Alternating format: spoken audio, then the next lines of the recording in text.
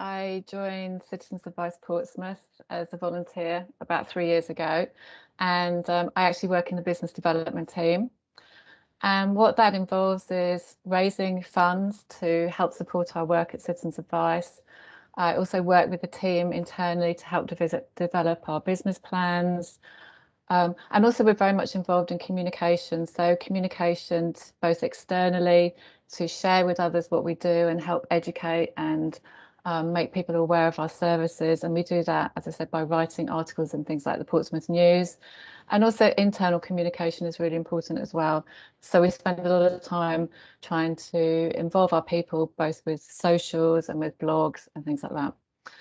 I'm actually a scientist by my background, and I worked for my career was based working for Pall Corporation, a very large employer in Portsmouth. I was very fortunate. I had a job that took me all around the world. But now here I am. I still love traveling. Last year, obviously, things were a bit limited, but I am hoping that this year the world opens up again and I can get back to what I love doing. So next slide, please, Tom.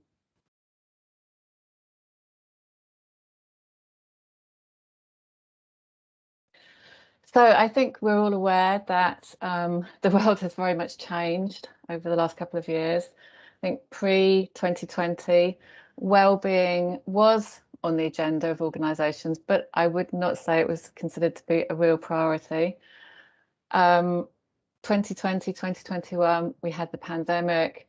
We had all around the world economic meltdown, a lot of issues with racial injustice, polarization of politics, and also a mental wellness crisis, which really changed every aspect of human life. And the pandemic really focused us on that. And I think what's quite interesting is that many people now are actually talking about perhaps the next global health crisis could well be a mental health pandemic. So reportedly 7 out of 10 people are globally are suffering with mental health issues.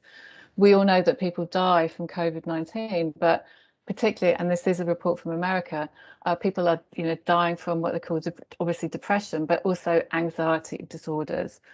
And there is a huge increase in deaths from suicide and what they call deaths of despair. So people dying as a result of episodes associated with addiction to drugs or alcohol or whatever.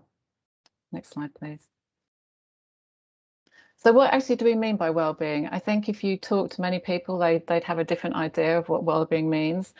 But actually, if we look at the Oxford English Dictionary, well-being is defined as being the state of being or doing well in life.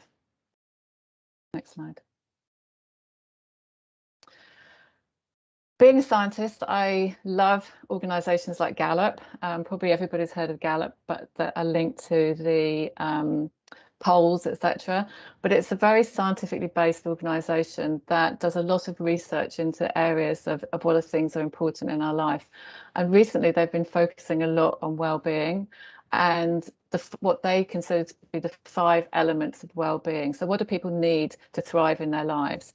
They've actually studied over 98% of the world's population and found 5 main things. So career well-being is the thing that you like, what you have to do every day. Social well-being, that you have meaningful friendships in your life. Financial well-being, you manage your money well. Physical well-being, you have the energy to do things. And community, you like where you live. And I think what's interesting is career well-being is actually seen as being the most important of those 5 elements. And of that, employee engagement, so how engaged a person feels with the organisation they work for, is the single biggest driver of career well-being. And I'll come back to that. Now, what's quite interesting is that actually well-being, there is a kind of engagement paradox going on here, because a lot of people have said that working from home during COVID has actually been a very positive thing, and it has actually led to increased engagement with reported engagement with people with their organisations, but it's also markedly increased a lot of negative emotions such as stress and worry, which organisations really need to be cognizant about ongoing. A bit closer to home, the Office of National Statistics actually provides measures of national well-being, and they monitor and report how the UK is doing by these accepted and trusted measures for different areas of life for the UK public. And they describe, quoted, "We describe well-being as how we are doing as individuals, as communities, and as a nation, and how sustainable that is for the future." They've actually produced, they believe that there's 10 dimensions of well-being. So personal well-being, so your satisfaction with life, whether you think that what you do is worthwhile. Your relationships, so satisfaction both with your personal relationships and also takes into account feelings of loneliness. Health, includes both subjective and objective measures of physical and mental health. What we do includes work and leisure and the balance in between them. Where we live, so not only does it include the dwelling that we have, but also the community in which we find ourselves. Personal finance, so that includes household income, the distribution of wealth and the stability of our finances. The economy, so that provides a very important context for national well-being. So it includes measures of inflation and public sector debt. Education and skills, so it measures obviously education and the stock of human capital in the labour market, with also some information about the levels of educational achievement and skills. Governance, so democracy and the trust that we have or don't have in our institutions, which may be very apt at this moment in time. And lastly, and probably maybe the most important at the moment, is the environment. So it does take into account things like climate change, the national environment we find ourselves in, and also the effects that our activities have on the global environment. Next slide, please. The Office of National Statistics actually does publish data every quarter that allows you to both see things not only at a national level, but also at a local level. And perhaps not surprisingly, data from April 2020 to 21, which was actually published in October in 21, shows that average ratings of well-being have deteriorated across all indicators. And that is continuing a trend that was seen previously, but has become even more obvious due to COVID-19. And as I state here, it's actually the largest annual decline since measuring started, so hugely significant. And what we can see is that both personal well-being has decreased, anxiety has increased, happiness has decreased, and feeling that things done in life are worthwhile has also decreased. So very worrying situations. Also, there's a study that was published in May last year looking at the personal and economic well-being in Great Britain. And again, interestingly, they found that groups that were most financially impacted at the start of the pandemic were still people who were worse off the middle of last year.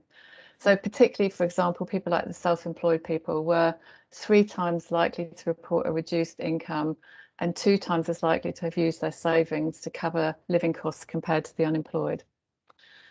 And again, perhaps not surprising, as always, it's the people who have least in society who tend to suffer most in these situations. So people in the lowest income bracket continue to be more likely to report negative impacts to personal well-being compared to those in the higher bracket.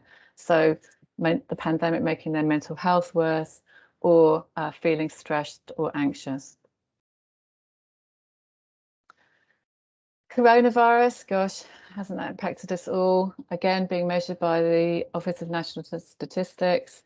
And this is looking really at financial impact. Again, none of us should be surprised to read this.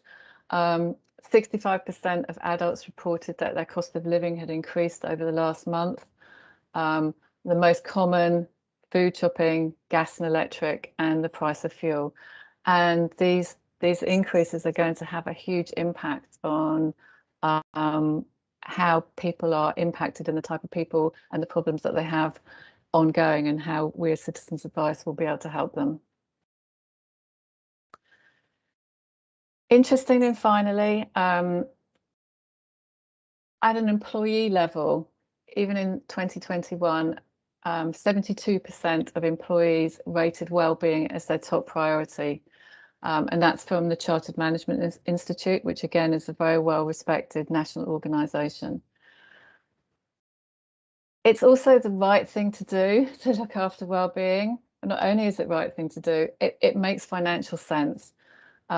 Research from Deloitte, again, huge global consultancy organisation, has found that poor mental health alone costs the UK employers up to £45 billion per year.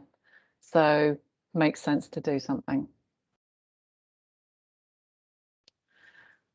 And finally, what I would say is, I mentioned at the beginning how important employee engagement is to career well-being, which is a huge impact in terms of overall well-being.